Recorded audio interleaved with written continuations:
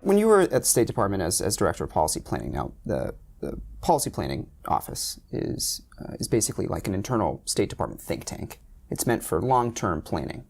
How do you long-term plan with a government that's beholden to the news cycle and politicians who are beholden to elections?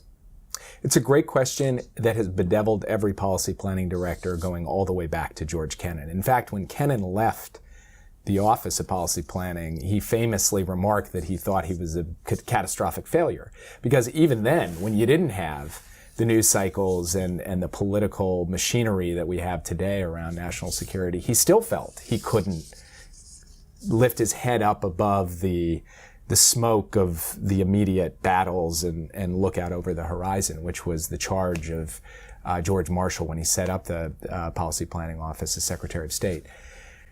And in my case, it was particularly difficult because I came in to the job of Director of Policy Planning at the height of the Arab revolutions, when people were in the streets in Tahrir Square and we were watching instability and a wave of revolutions across the Middle East and North Africa.